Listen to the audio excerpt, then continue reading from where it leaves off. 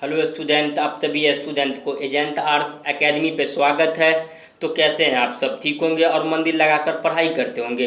तो आज हम लोग बात करने वाले हैं क्लास 12 हिस्ट्री का जो है ना बाबू 5वां मॉडल पेपर है। इससे पहले 4 मॉडल पेपर करवा दिए हैं। अगर आप लोग नहीं देखे हैं तो जाकर देख लीजिएगा। इस वीडियो के जो है ना प्ले लिस्ट में वह भी वीडियो मिल जाएगा। जो बार बार जो है ना बाबू बोर्ड एग्जाम में जो क्वेश्चन पूछे जाते हैं, जो बार बार जो है ना बोर्ड एग्जाम में क्वेश्चन आते हैं, वही सब क्वेश्चन करवाए। जो सब अति महत्वपूर्ण क्वेश्चन है। क्या है बाबू? जो बार बार बोर्ड एग्जाम में पूछे जाते हैं वही सब प्रश्न है। तो आप लोग जरूर जाकर देख लीजिएगा।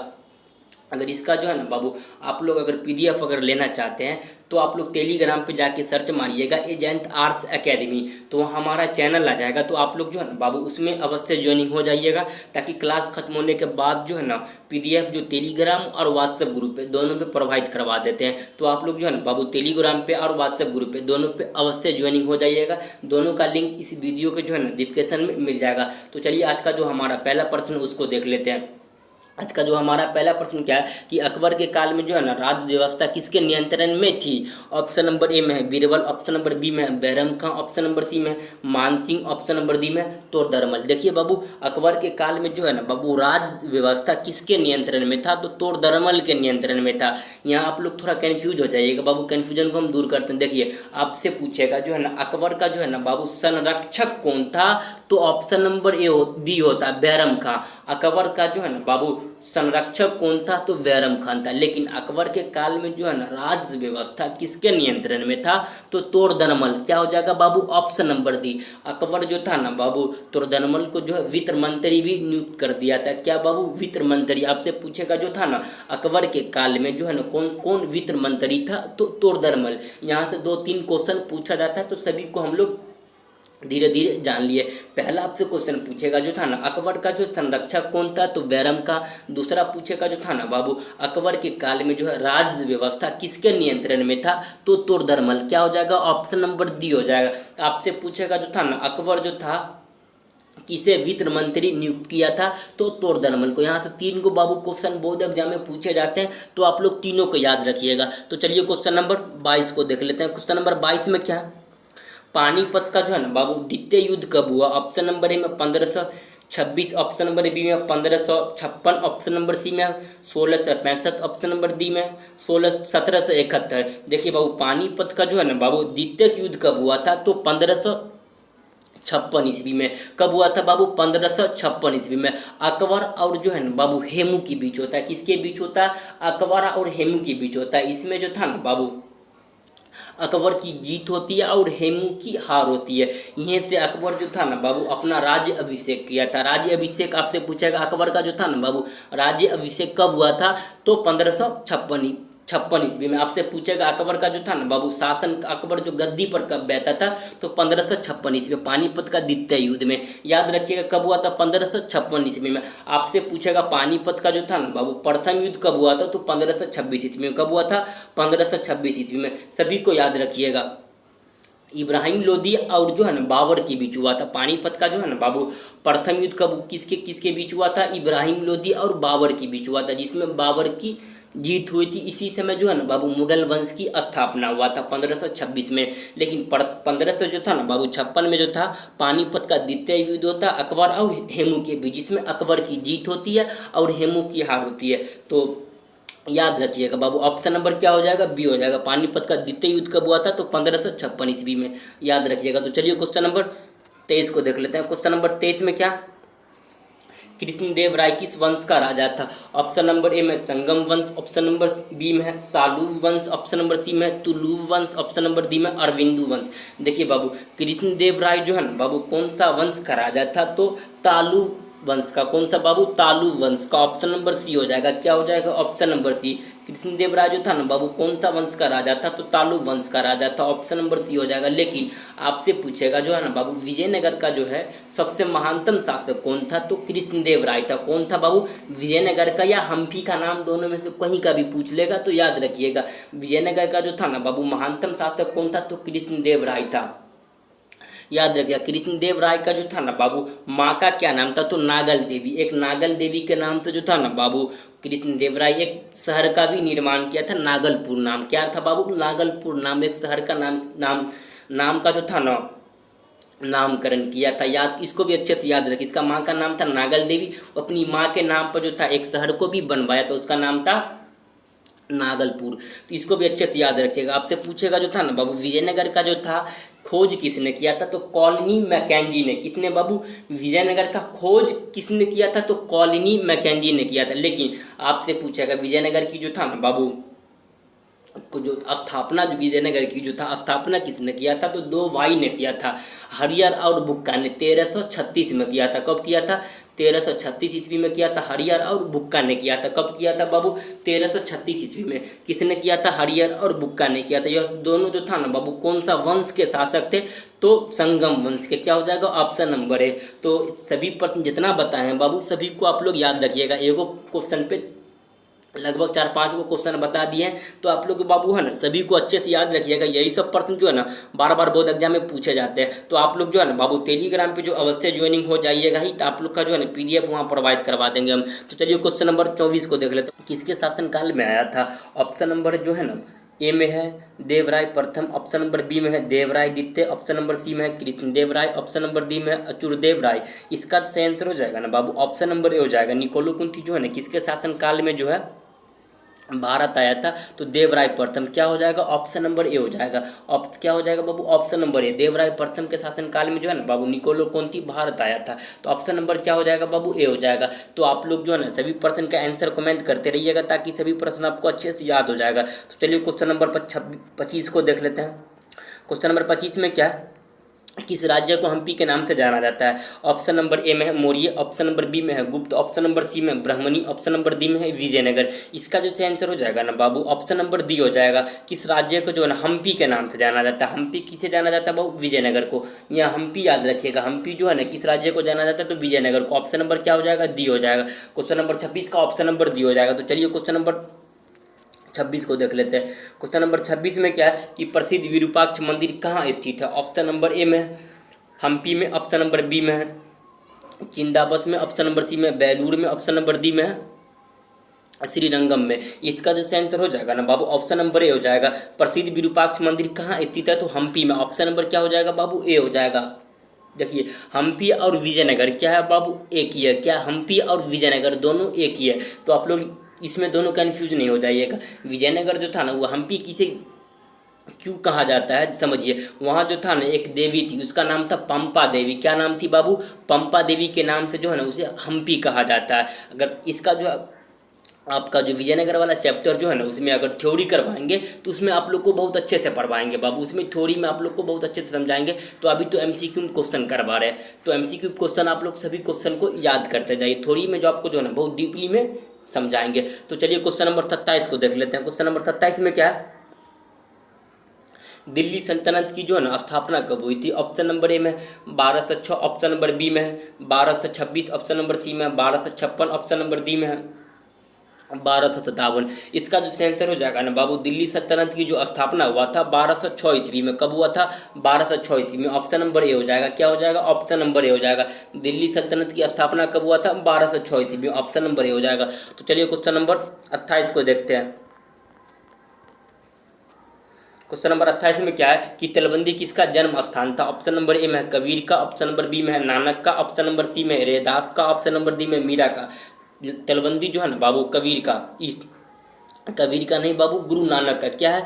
तलवंदी में जो है ना किसका जन्म स्थान है? तो गुरु नानक का जन्म स्थान। ऑप्शन नंबर क्या हो जाएगा बाबू? ऑप्शन नंबर ए हो जाएगा, बी हो जाएगा। क्या हो जाएगा?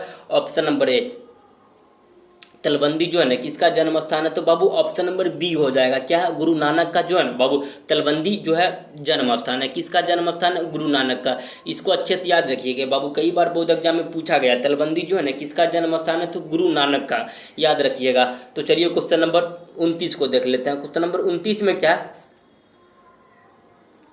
उत्तर भारत में भक्ति आंदोलन का आरंभ किस संत ने शुरू किया? ऑप्शन नंबर ए में है रामानंद ने, ऑप्शन नंबर बी में है कबीर ने, ऑप्शन नंबर सी में है चैतन्य ने, ऑप्शन नंबर डी में नानक ने। उत्तर भारत में जो है ना बाबू भक्ति आंदोलन का जो है आरंभ किसने किया था? तो रामानंद ने। ऑप्शन नंबर क्या हो जाएगा? ए हो जाएगा। क्वेश्चन नंबर 29 का ऑप्शन नंबर ए हो जाएगा।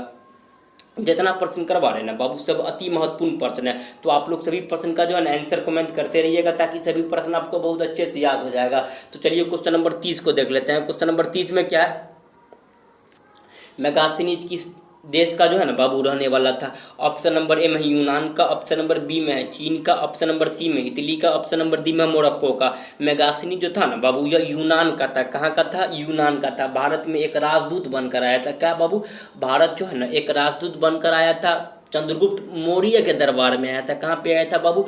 चंद्रगुप्त मौर्य के दरबार में आया था। सभी को अच्छे से याद रखिए, जितना पॉइंट बता रहे हैं ना बाबू सभी को आप लोग याद रखिएगा। तो चलिए क्वेश्चन नंबर 31 को देख लेते हैं। क्वेश्चन नंबर 31 में क्या है कि अफनासी निकेतन जो है ना बाबू कौन था? ऑप्शन नंबर ए में है राजदूत, ऑप्शन नंबर बी में है यात्री, ऑप्शन नंबर सी में है लेखक, ऑप्शन नंबर डी में व्यापारी। अफनासी निकेतन जो था ना बाबू एक लेखक था। क्या था? एक लेखक था। ऑप्शन नंबर क्या हो जाएगा बाबू? सी हो जाएगा। अफनासी निकेतन जो था ना क्या था? एक लेखक था। ऑप्शन नंबर सी 31 का ऑप्शन नंबर सी हो जाएगा। तो चलिए क्वेश्चन नंबर 32 को देख लेते हैं। क्वेश्चन नंबर 32 में क्या है?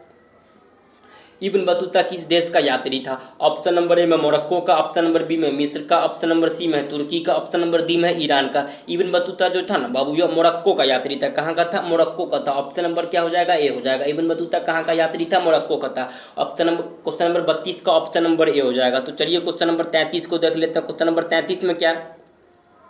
पुर्तगालियों जो है ना बाबू गोवा पर कब अधिकार किया था? ऑप्शन नंबर ए में 1515, ऑप्शन नंबर बी में 1512, ऑप्शन नंबर सी में 1510, ऑप्शन नंबर डी में 1509। पुर्तगालियों जो था ना बाबू गोवा पर 1510 ईस्वी में अधिकार किया था। कब किया था बाबू? 1510 ईस्वी में। याद रखिएगा, कई बार बोर्ड एग्जाम में पूछा गया है बाबू, जो गोवा पर जो था ना बाबू पुर्तगालियों ने कब अधिकार किया था? तो 1510 ईस्वी में। तो चलिए क्वेश्चन नंबर 34 को देख लेते हैं। क्वेश्चन नंबर 34 में क्या है? ईस्ट इंडिया कंपनी की स्थापना कब हुई थी? ऑप्शन नंबर ए में 1600 ईस्वी, ऑप्शन नंबर बी में 1605, ऑप्शन नंबर सी में 1610, ऑप्शन नंबर डी में 1615। ईस्ट इंडिया कंपनी का जो था ना बाबू स्थापना जो है 1600 ईस्वी में हुआ था। क्या हो जाएगा? ऑप्शन नंबर ए हो जाएगा। क्वेश्चन नंबर 34 का ऑप्शन नंबर ए हो जाएगा।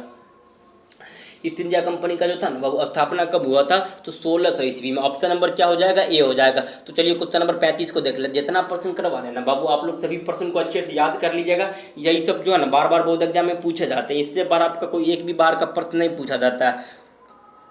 क्वेश्चन नंबर 35 में क्या है कि उल गुलान विद्रोह का नेता कौन था? ऑप्शन नंबर ए में सिंधु, ऑप्शन नंबर बी में गोमगढ़ चूवर, ऑप्शन नंबर डी में चिदंदर सिंह, ऑप्शन नंबर डी में बिरसा मुंडा। जो उल गुलान विद्रोह का नेता जो था ना बाबू बिरसा मुंडा। तो ऑप्शन नंबर क्या हो जाएगा? डी हो जाएगा।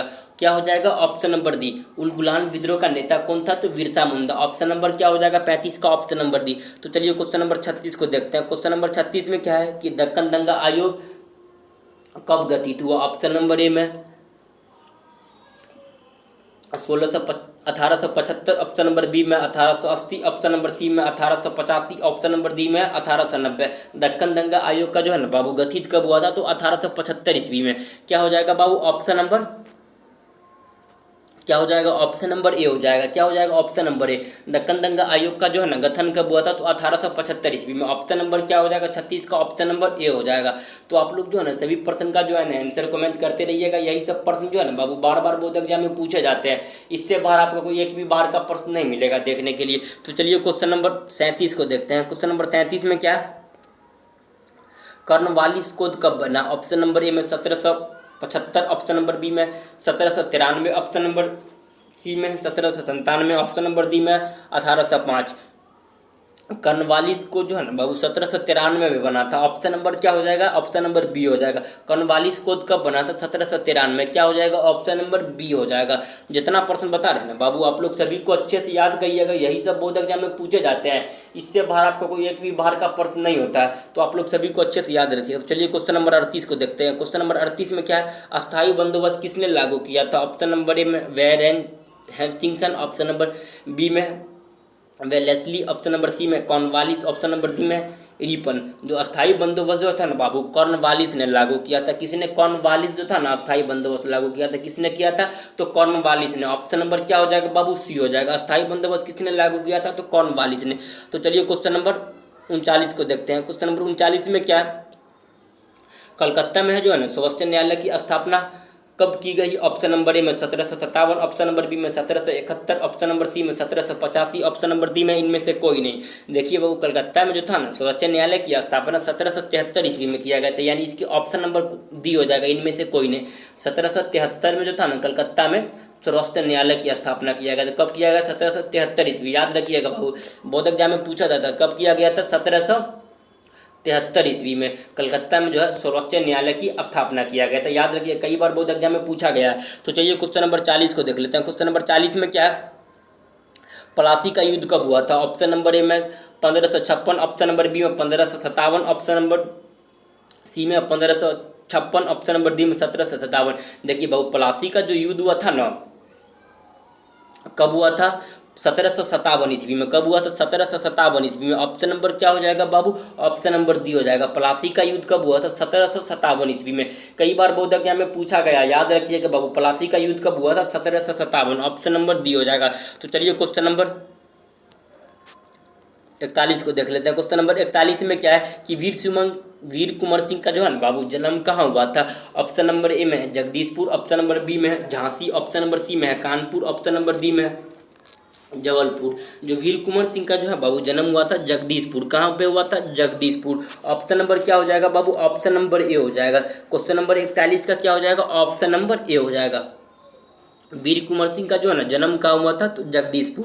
क्वेश्चन नंबर 41 का ऑप्शन नंबर ए हो जाएगा। तो चलिए क्वेश्चन नंबर 42 को देख लेते हैं। नंबर 42 को देख लेते हैं। क्वेश्चन नंबर 42 में क्या है कि दी ग्रेट रिविलेशन नामक जो है ना पुस्तक किसने लिखा था? ऑप्शन नंबर ए में Pattabhi Sitaramayya, option number B में Ashok Mehta, option number C में जेम्स स्टम्स, ऑप्शन नंबर डी में रॉबर्ट्स।